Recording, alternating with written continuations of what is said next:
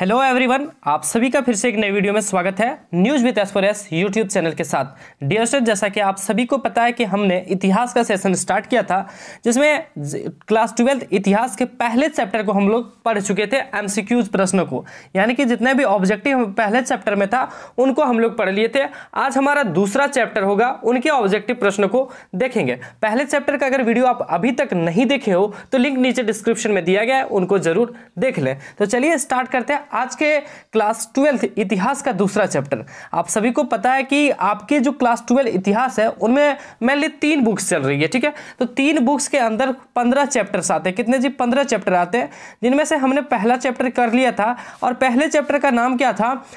ईंट मनके तथा अस्थियां। क्या नाम था? ईंट मनके तथा अस्थियां, जो कि हमने पिछले वीडियो के माध्यम से इनके ऑब्जेक्टिव यानी कि एमसीक्यू प्रश्नों को देख लिया था। आज हमारा दूसरा चैप्टर है और इनका जो नाम है वो नाम है राजा, किसान और नगर, ठीक है।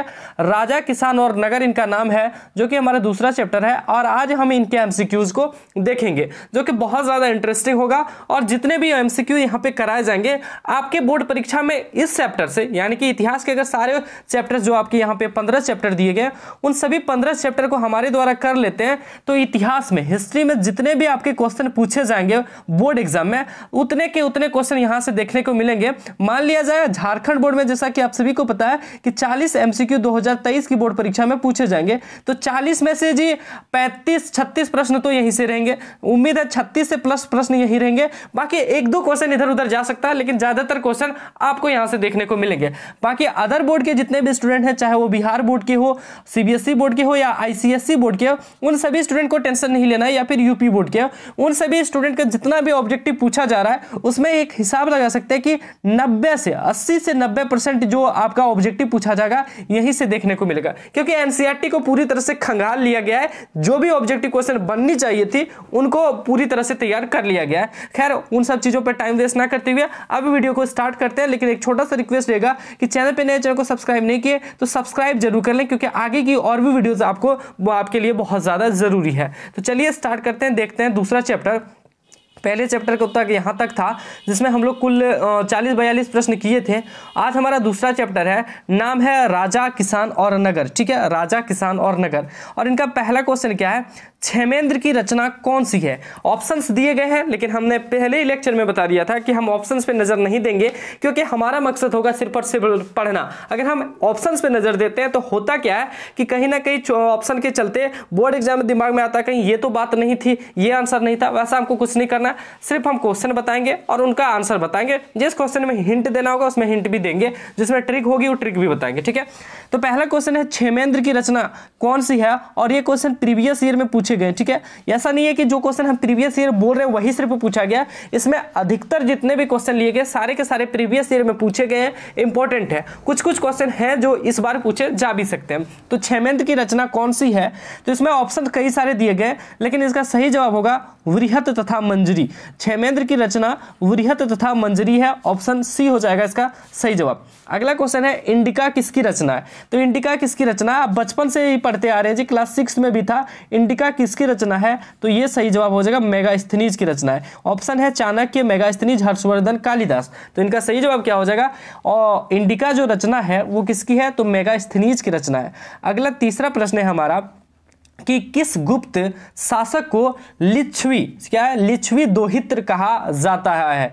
किस गुप्त शासक को लिच्छवी दोहित्र कहा जाता है? तो इनका सही जवाब क्या हो जाएगा? समुद्रगुप्त को। याद रखिएगा, समुद्रगुप्त को लिच्छवी दोहित्र कहा जाता है। क्या कहा जाता है? समुद्रगुप्त को लिच्छवी दोहित्र कहा जाता है। ऑप्शन ए हो जाएगा इसका सही जवाब। अगला क्वेश्चन है मेरे प्यारे बच्चों कि गुप्त काल में हस्ती सेना को प्रधान को क्या कहते थे? गुप्त काल में हस्ती सेना का प्रधान को क्या कहते थे? तो इनका सही जवाब क्या होगा? महापिलुपति। क्या कहते थे? महापिलुपति। ये एम एक्स्ट्रा लिखा गया, क्या सही जवाब हो जाएगा? महापिलुपति। क्या ऑप्शन सही हो जाएगा? महापिलुपति। किसको कहा जाता था? तो हस्ती सेना का जो प्रधान होता था उसे गुप्त काल में महापिलुपति कहा जाता था, ठीक है। हम 2-4 बार इसलिए बोलते हैं ताकि आपको याद भी होता जाए। अगला क्वेश्चन है, निम्न में से महिला संत थी, महिला संत कौन थी? ऑप्शन है मीरा, अंडाल, कराइकल या इनमें से सभी। देखिए हमने एक पहले लेक्चर में क्या ट्रिक बताया था कि अगर है और हैं दो चीजें बात में होती है, एक है और एक है, एक थी एक थी, ठीक है, एक थी एक थी, एक था और एक थे, ये सब चीजें हमने बताया था। इसमें क्या होता है, अगर आपका है और है तो दोनों बात अलग होती है, थी और थी है तो अलग बात होगी। कहने का मतलब है अगर आपको इनमें से सभी वाला ऑप्शन दिया गया हो, क्या हो, इनमें से सभी वाला ऑप्शन दिया गया हो और वहां पे पुल्लिंग का बोध हो रहा हो, जैसे कि यहाँ पे है नहीं है, क्या है यानी कि अनुस्वार लगा हुआ है, यानी कि इनका सही जवाब क्या हो जाएगा, सभी हो जाएगा। यहाँ पे क्या है, थी यानी कि कोई एक होगा, लेकिन यहाँ पे क्या दिया, थी, क्या दिया गया, थी यानी कि एक से अधिक होगा, और इनमें से सभी ऑप्शन दिया रखा है तो क्या हो जाएगा, इनमें से सभी, थी है, था रहा है तो एक आंसर होगा, कोई था है तो एक होगा, लेकिन क्या दिया गया, थे है तो इनमें से सभी होगा। या फिर कई प्रश्नों में क्या रहता है, दोनों उत्तर सही है तो दोनों अगर भी रहे तो भी वही होगा। अगर हैं, थी या फिर थे प्रयोग किया गया तो याद रखिएगा एक से ज्यादा आंसर होगा, लेकिन इनमें से सभी दिया गया तो क्या होगा, इनमें से सभी ही होगा। ये से 99% जो क्वेश्चन है ऐसा ही रहता है, हम बहुत दिनों से ऐसा करते देखते आ रहे हैं। ठीक है, अगला क्वेश्चन है, धम्म की शुरुआत किसने की थी। क्वेश्चन है जी, धम्म की शुरुआत किसने की थी। ऑप्शन है चंद्रगुप्त मौर्य, चंद्रगुप्त विक्रमादित्य, अशोक या कनिष्क। तो इसका सही जवाब क्या हो जाएगा, अशोक। ये भी क्लास 6 का क्वेश्चन है, आप 12th में भी पढ़ रहे हो अच्छी बात है, लेकिन क्लास 6 का ही क्वेश्चन है ये सब। धम्म की शुरुआत किसने की थी, तो सही जवाब क्या हो जाएगा, अशोक जी ने किया था। अगला क्वेश्चन है, समुद्रगुप्त की तुलना किस यूरोपीय शासक से की जाती है। समुद्रगुप्त की तुलना किस यूरोपीय शासक से की जाती है, तो इनका सही जवाब क्या हो जाएगा, नेपोलियन। क्या हो जाएगा जी, नेपोलियन से इनकी तुलना की जाती है। ठीक है, किससे, नेपोलियन से इनकी तुलना की जाती है, याद रखिएगा। अगला क्वेश्चन है, मौर्य वंश का संस्थापक कौन था। बचपन से पढ़ते आ रहे जी, मौर्य वंश का संस्थापक कौन था, तो चंद्रगुप्त। मौर्य वंश का संस्थापक कौन था, चंद्रगुप्त। चंद्रगुप्त के बेटे का क्या नाम था, बिंदुसार। चंद्रगुप्त के बेटे का नाम क्या था, बिंदुसार। बिंदुसार के बेटे का क्या नाम था, अशोक। और अशोक के बेटे का क्या नाम था, महेंद्र जी। अशोक के बेटे का नाम क्या था, महेंद्र। तो ये सब चीजें आप याद रखिएगा। ठीक है, सबसे पहला क्वेश्चन इसमें क्या है कि मौर्य वंश का संस्थापक कौन था, तो मौर्य वंश के संस्थापक कौन थे, चंद्रगुप्त मौर्य। अगला क्वेश्चन है, चंद्रगुप्त की मृत्यु कहां हुई थी, तो चंद्रगुप्त की मृत्यु जी हुई थी श्रवणबेलागोला। ठीक है, श्रवणबेलागोला नाम का एक स्थान है जहां पे उनकी मृत्यु हुई थी। याद रखिएगा, चंद्रगुप्त की मृत्यु कहां हुई थी, तो श्रवणबेलागोला नाम का एक स्थान है, वहां पे उनकी मृत्यु हुई थी। अगला क्वेश्चन है, चंद्रगुप्त मौर्य किस धर्म को मानने वाला था। चंद्रगुप्त मौर्य कौन से धर्म को मानने वाला था, तो आप नाम से ही क्लियर हो रहा है कौन सा धर्म, तो ये जो मानते थे वो जैन धर्म को मानते थे। ठीक है, कौन से धर्म को, जैन धर्म से को मानते थे। चंद्रगुप्त मौर्य जैन धर्म को मानते थे, याद रखिएगा। अगला क्वेश्चन है डियर स्टूडेंट, मौर्य वंश का अंतिम राजा कौन था। मौर्य वंश का अंतिम राजा कौन था, तो बृहदर्थ था। कौन था, बृहदर्थ। क्या था, बृहदर्थ। याद रखिएगा, मौर्य वंश का जो अंतिम राजा था वो उसका नाम था बृहदर्थ।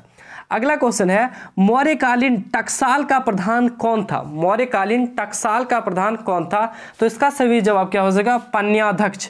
क्या हो जाएगा, पन्याध्यक्ष। क्वेश्चन पूछा गया है कि मौर्यकालीन टकसाल का प्रधान कौन था, तो सही जवाब हो जाएगा पन्याध्यक्ष। अगला क्वेश्चन है, मौर्य वंश की राजधानी कहाँ थी, तो राजधानी कहाँ थी जी मौर्य वंश की, तो याद रखिएगा पाटलिपुत्र। पाटलिपुत्र किसको कहते हैं जी, वर्तमान पटना को पाटलिपुत्र कहते हैं। ठीक है, वर्तमान जो पटना है उसे हम लोग क्या कहते हैं, पाटलिपुत्र। तो मौर्य वंश की जो राजधानी थी वो कहाँ थी, पाटलिपुत्र। अगला क्वेश्चन 14वां नंबर दिया गया, मौर्यकालीन कलिंग राज्य कहाँ स्थित था। मौर्यकालीन में जो कलिंग राज्य था वो कहाँ स्थित है, तो अभी इसका सही जवाब क्या जाएगा जी, ओडिशा। क्या हो जाएगा, उड़ीसा इनका सही जवाब हो जाएगा। कलिंग जो राज्य था अभी वो उड़ीसा में है। ठीक है, अगला क्वेश्चन है, मौर्य प्रशासन में समाहर्ता कौन था। मौर्य प्रशासन में समाहर्ता कौन था, समाहर्ता किसे कहा जाता था, तो इनका सही जवाब हो जाएगा राजकीय कर संग्रह अधिकारी। यानी कि मौर्य वंश में जब जो कर लेता था यानी कि टैक्स लेते थे, टैक्स लेने वालों को क्या कहा जाता था, समाहर्ता। क्या कहा जाता था, समाहर्ता। और उसी का दूसरा नाम क्या है, राजकीय कर संग्रह अधिकारी। ठीक है, अगला क्वेश्चन है, मौर्य काल में ब्राह्मदेय क्या था। ब्राह्मदेय क्या था, तो इसका सही जवाब क्या हो जाएगा, ऑप्शन नंबर सी, ब्राह्मदेय यानी कि भूमि का दान करना क्या कहलाता था, ब्राह्मदेय। ठीक है, ब्राह्मदेय क्या कहलाता था, भूमि का दान करना ब्राह्मदेय कहलाता था। ठीक है, अगला क्वेश्चन है डियर स्टूडेंट 17वां नंबर क्वेश्चन, अशोक का व्यक्तिगत धर्म क्या था? अशोक का व्यक्तिगत धर्म क्या था? तो इनका सही जवाब क्या होगा? ऑप्शन नंबर ये बौद्ध धर्म।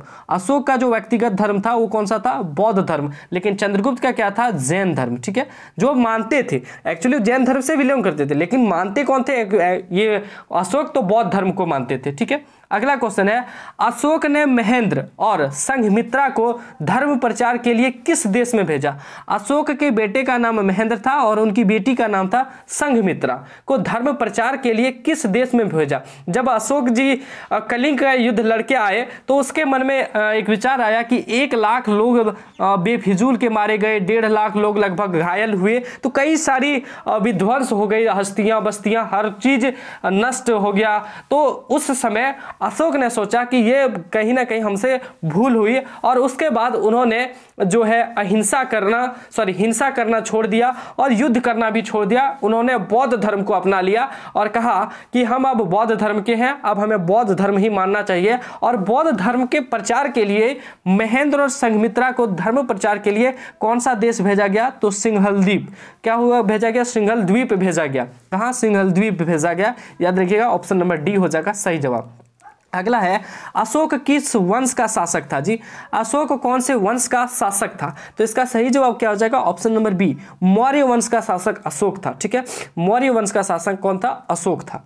अगला है, अशोक कौन से बौद्ध भिक्षु के प्रभाव में आकर बौद्ध धर्म का समर्थक बन गया? कौन से बौद्ध भिक्षु के प्रभाव में आकर बौद्ध धर्म का समर्थक बन गया? तो इसका सही जवाब होगा उपगुप्त। किसके समक्ष में आके? उपगुप्त के समक्ष में आके या उपगुप्त के प्रभाव में आके बौद्ध धर्म का समर्थक बन गया। ठीक है, अगला क्वेश्चन है जी 21वां नंबर, राजगृह की नगर वधु का नाम था? राजगृह की नगर वधु का नाम था, तो इनका सही जवाब क्या हो जाएगा? ऑप्शन नंबर डी, सालवती। क्या ऑप्शन हो जाएगा? सालवती। राजगृह की जो नगर वधु थी उनका नाम क्या था? सालवती। अगला क्वेश्चन लिया है 22वां नंबर, किसने लिखा वास्तविक सुकर्म वह धर्म है या वह है जिससे प्रजा सुखी तथा प्रसन्न है? किसने लिखा वास्तविक सुकर्म वह है जिससे प्रजा सुखी तथा संपन्न है? तो ये किसने लिखा था? कौटिल्य ने लिखा था कि जो भी कर्म है, अगर आप राजा है तो आपके लिए यह कर्म जरूर है, सुकर्म है कि प्रजा सुखी तथा प्रसन्न रहे। तो ये किसने लिखा था? कौटिल्य ने लिखा था। क्वेश्चन दूसरे तरफ से भी पूछा जा सकता है कि वास्तविक सुकर्म वह है जिससे प्रजा सुखी है, यह कथन किसका है? तो यह कथन है कौटिल्य जी का, कौटिल्य जी का। ठीक है, अगला क्वेश्चन है 23वां नंबर, चंद्रगुप्त मौर्य के काल में कलिंग की राजधानी थी? चंद्रगुप्त मौर्य के राज्य में कलिंग की राजधानी कहाँ थी? तो कलिंग की राजधानी थी, ऑप्शन नंबर सी हो जाएगा, तौसाली। चंद्रगुप्त मौर्य के समय में कलिंग की राजधानी तौसाली थी। अगला क्वेश्चन है 24वां नंबर, आर्यभट्ट कहाँ का वासी था? आर्यभट्ट कहाँ का वासी था? तो इनका सही जवाब हो जाएगा पटना। पटना कभी कभी ऑप्शन में पाटलिपुत्र भी रहेगा। ठीक है, पटना के जगह पे कभी कभी ऑप्शन में पाटलिपुत्र भी रहता है।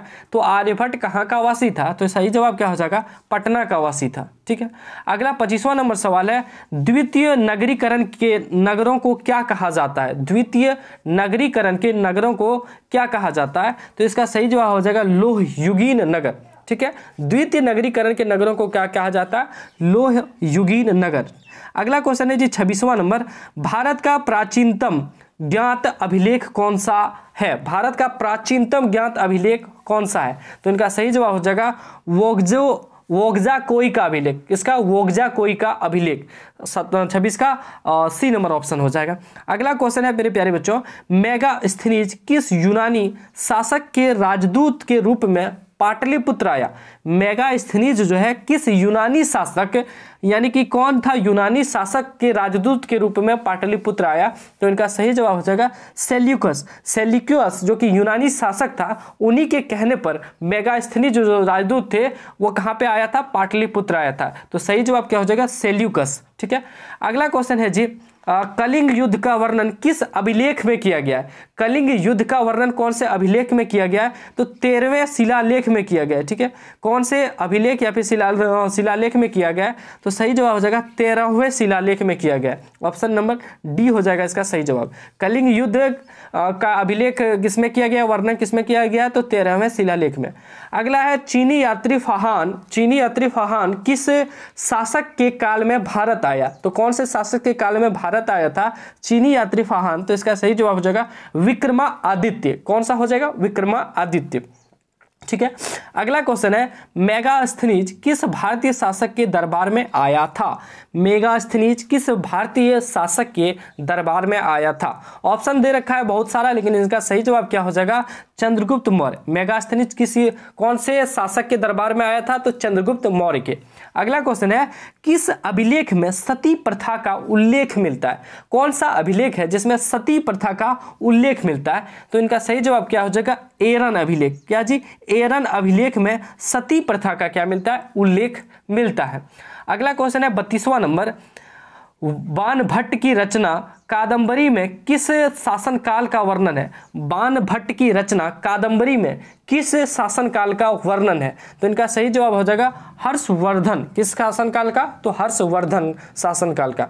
अगला 33वां नंबर सवाल, गुप्त संवत कब और किसके द्वारा किया गया? गुप्त संवत कब और किसके द्वारा किया गया? तो इसका सही जवाब क्या हो जाएगा? चंद्रगुप्त प्रथम। चंद्रगुप्त प्रथम 319 से 20 ईस्वी में। ठीक है। इनको आप अगर डेट को नहीं याद रखते कोई दिक्कत नहीं, या फिर डेट को ही याद रखते हैं तो दिक्कत, डेट को याद नहीं रखना कोई दिक्कत नहीं होगा। आपको सिर्फ क्या याद रखना है? चंद्रगुप्त प्रथम।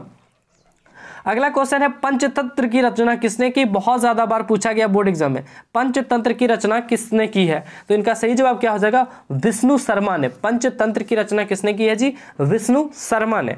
अगला क्वेश्चन है 35वां नंबर, प्राचीन नालंदा विश्वविद्यालय के संस्थापक कौन थे? आपको पता है कि अभी भी नालंदा यूनिवर्सिटी है। क्या है? नालंदा यूनिवर्सिटी है, लेकिन ये जो नालंदा यूनिवर्सिटी है ये नया वाला है, यानी कि मॉडर्न वाला है। इससे पहले भी नालंदा यूनिवर्सिटी थी, नालंदा थी। ठीक है। नालंदा विश्वविद्यालय इससे पहले भी थी। तो पूछा जा रहा है कि नालंदा विश्वविद्यालय जो पुरानी वाली थी, ओल्ड वाली, उसके संस्थापक कौन थे? तो इसका सही जवाब क्या हो जाएगा? कुमारगुप्त। किसने किया था संस्थापना? तो कुमारगुप्त। ठीक है। नालंदा कहाँ है जी? तो बिहार में है। कहाँ पे है? बिहार में। ठीक है। बिहार में नालंदा है, और नालंदा एक बड़ी फेमस विश्वविद्यालय है, और उसके जो संस्थापक है प्राचीन नालंदा के, वो कुमारगुप्त है। अगला क्वेश्चन दे रखा है 36वां नंबर, भारतीय इतिहास का कौन सा काल स्वर्ण काल कहलाता है? भारतीय इतिहास का कौन सा काल है जो स्वर्ण काल कहलाता है? तो इसका सही जवाब हो जाएगा गुप्त काल। ठीक है। गुप्त काल जो है स्वर्ण काल के नाम से भी जाना जाता है। कौन सा? गुप्त काल। अगला है अर्थशास्त्र में कितने प्रकार के विवाहों का उल्लेख है? अर्थशास्त्र किसकी किताब थी जी? तो याद रखिएगा अर्थशास्त्र जो किताब थी वो किसकी थी? तो चाणक्य की किताब थी। चाणक्य की किताब थी अर्थशास्त्र। तो उसी अर्थशास्त्र किताब में विवाह का कितने प्रकार का उल्लेख किया गया है? तो विवाह कितने प्रकार का होता है, कितने प्रकार के विवाहों का उल्लेख किया गया है? तो सही जवाब हो जाएगा 8 प्रकार। कितने प्रकार के विवाह? 8 प्रकार के विवाहों का उल्लेख किया है। अब आपके मन में भी सवाल आता होगा, लेकिन आपको उसको दबा के रखना है। ठीक है। समझते हैं हम भी। 38वां नंबर सवाल है, अर्थशास्त्र की रचना कब हुई? अर्थशास्त्र जो किताब थी उनकी रचना कब हुई जी? तो ऑप्शन इसमें बहुत सारे हैं, लेकिन आपको लगाना है 3री शताब्दी ईसा पूर्व में। 3री शताब्दी ईसा पूर्व में। ठीक है। ईसा पूर्व में याद रखिएगा, ईसा मसीह के जन्म के पहले ही हुआ था, 3री शताब्दी ईसा पूर्व में। अगला क्वेश्चन दे रखा है, नालंदा विश्वविद्यालय के छात्र थे। आप भी अब पढ़ेंगे तो उसके बाद कह दीजिएगा कि हम भी तो छात्र थे। वैसा नहीं है, महान में आना होगा आपको। तो नालंदा विश्वविद्यालय के छात्र कौन थे जी? तो ऑप्शन हो जाएगा वेनसोंग। क्या था? वेनसोंग। इसको ऐसे याद रख दीजिएगा, वेनसोंग। ठीक है। वेनसोंग। अगला क्वेश्चन दे रखा है कि किस गुप्त शासक को उसके सिक्कों पर वीणा बजाते हुए दिखाया गया है? किस गुप्त शासक को उसके सिक्कों पर, यानी कि एक सिक्का है जी, ठीक है, उस पर वीणा बजाते, जैसे सरस्वती मैया वीणा बजाती है ना, उसी तरह बताया गया कि कौन से गुप्त शासक थे जिसको सिक्का पर वीणा बजाते हुए दिखाया गया है? तो इनका सही जवाब क्या हो जाएगा? समुद्रगुप्त। क्या जवाब हो जाएगा? समुद्रगुप्त को याद रखिएगा। अगला क्वेश्चन है, उत्तर पश्चिमी भारत से प्राप्त अशोक के अभिलेखों में लिपि का प्रयोग किया गया है। कौन सी लिपि का प्रयोग किया गया है? तो सही जवाब इसका क्या हो जाएगा? खरोष्टी लिपि।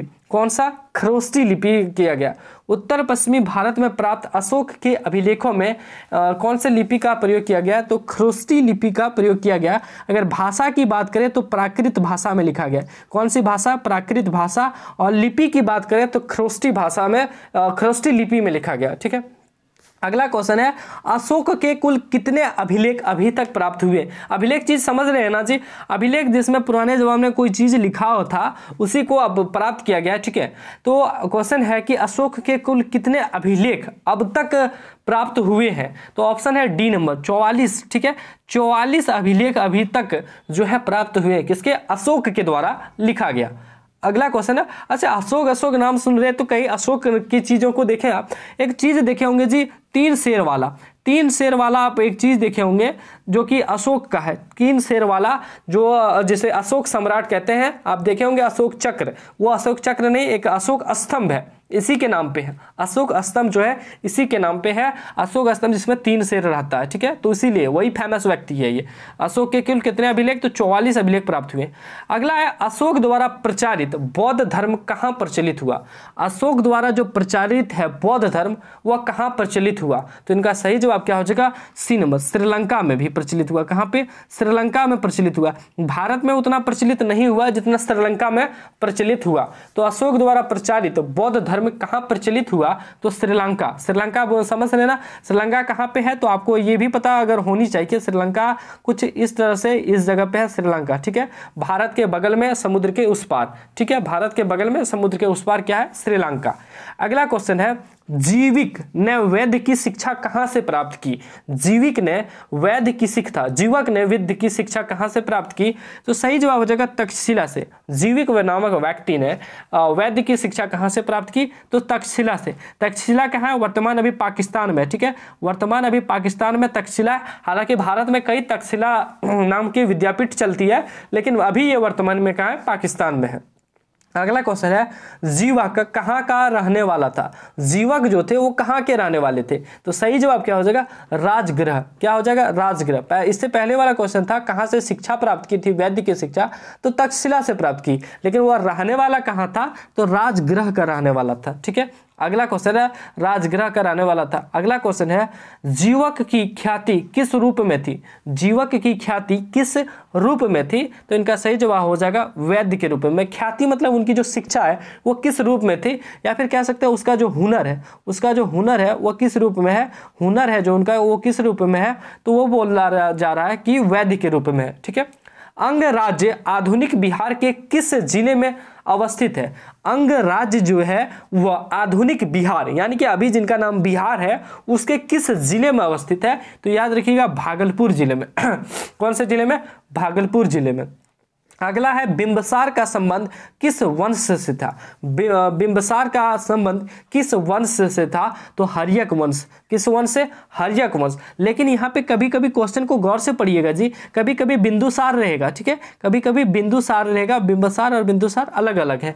बिंदुसार क्वेश्चन में रहेगा तो मौर्य वंश का हो जाएगा, लेकिन बिंबसार रहेगा तो हर्यक वंश। बिंबसार और एक नाम है अजात शत्रु। क्या है, अजात शत्रु। दो नाम है जी, बिंबसार और एक अजात शत्रु। ये दोनों कहाँ के रहने वाले, ये दोनों किस वंश के हैं, तो हर्यक वंश के, सॉरी हाँ हर्यक वंश के। लेकिन बिंदुसार, अशोक और उनके बेटे ये सब कौन से हैं, तो मौर्य वंश के हैं। चंद्रगुप्त ये सब कहाँ के हैं, मौर्य वंश के हैं। ठीक है, अगला है जरासंध का संबंध किस वंश से है। जरासंध का संबंध किस वंश से है, तो इनका सही जवाब हो जाएगा वृहद्रथ वंश। वृहद्रथ वंश। ठीक है, वृहद्रथ वंश याद रखिएगा। वृहद्रथ वंश से संबंध किसका है, तो जरासंध का है। अगला क्वेश्चन है तक्षशिला किस राज्य में स्थित था।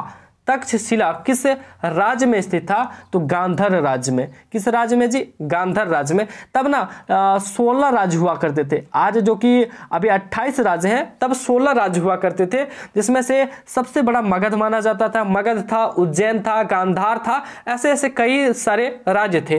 तो अभी पूछा जा रहा है कि तक्षशिला किस राज्य में स्थित था, तो गांधार राज्य में तक्षशिला स्थित था। अभी वर्तमान में पूछा जाए तक्षशिला कहाँ है, तो पाकिस्तान में है।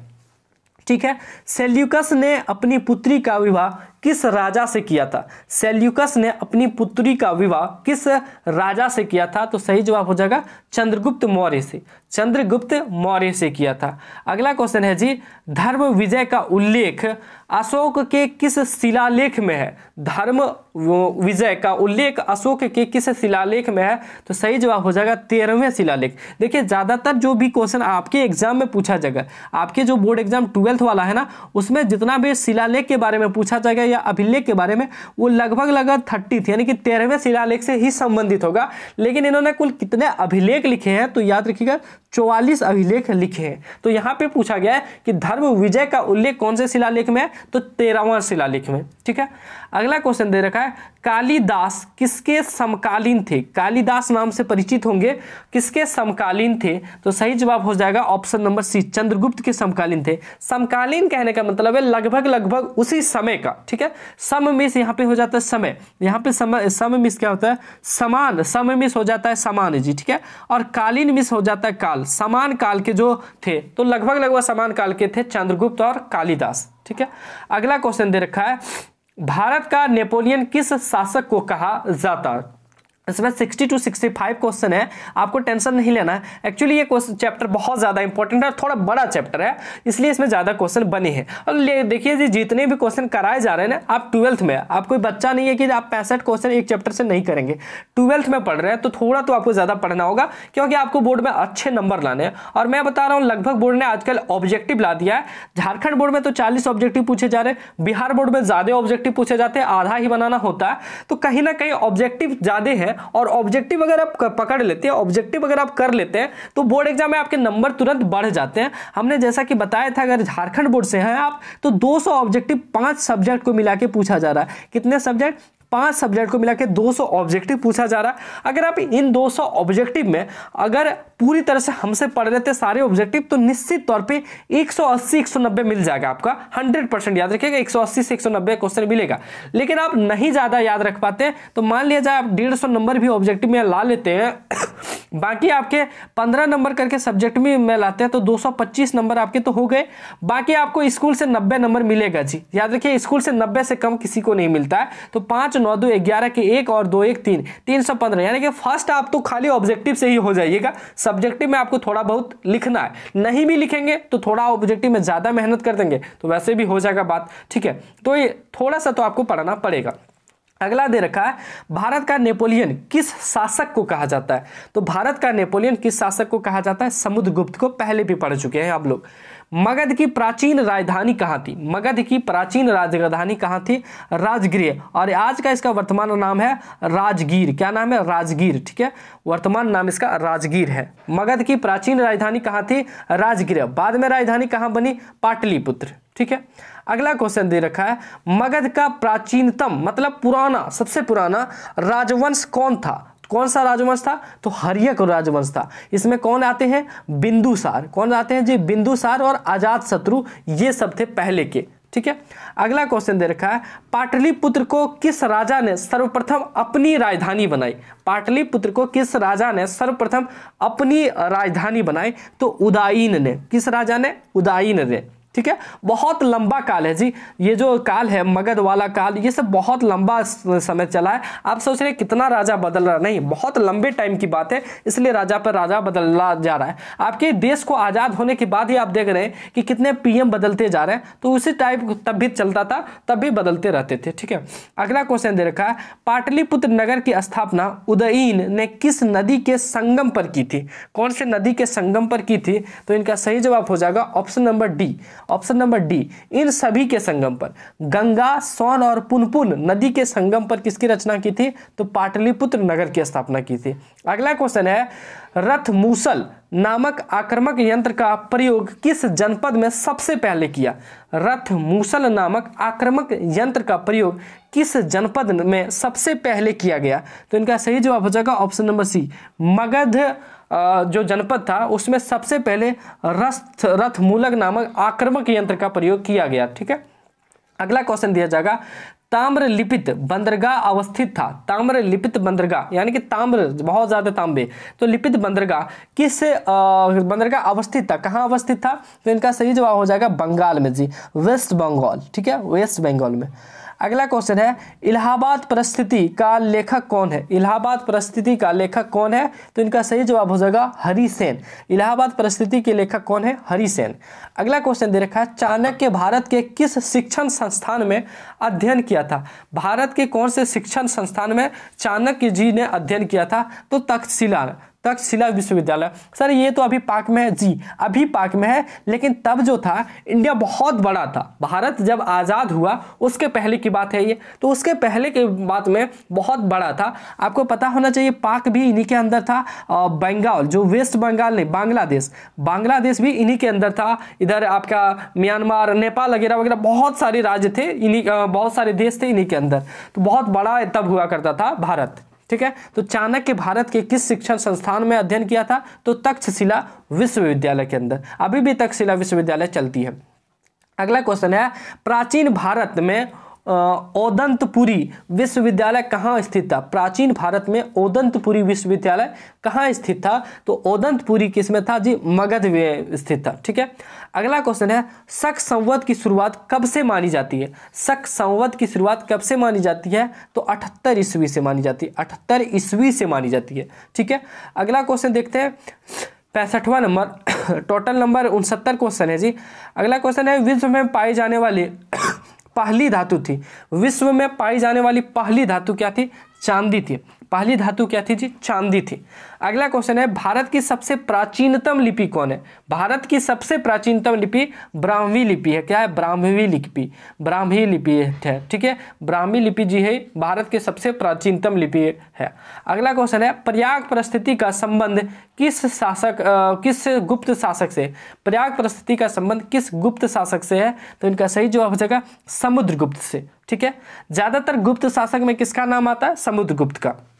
अगला क्वेश्चन है, अपने स्वयं के खर्चे से सुदर्शन झील की मरम्मत किसने करवाई? अपने स्वयं के खर्चे से सुदर्शन झील की मरम्मत किसने करवाई? तो इसका सही जवाब हो जाएगा रुद्रदमन ने। किसने जी? रुद्रदमन ने करवाई। अगला क्वेश्चन है, इंडिका के लेखक कौन है? ये पहला क्वेश्चन भी था, मतलब दूसरा तीसरा क्वेश्चन में भी था, तो इसका सही जवाब हो जाएगा मेगास्थनीज जी है इनके लेखक। कौन?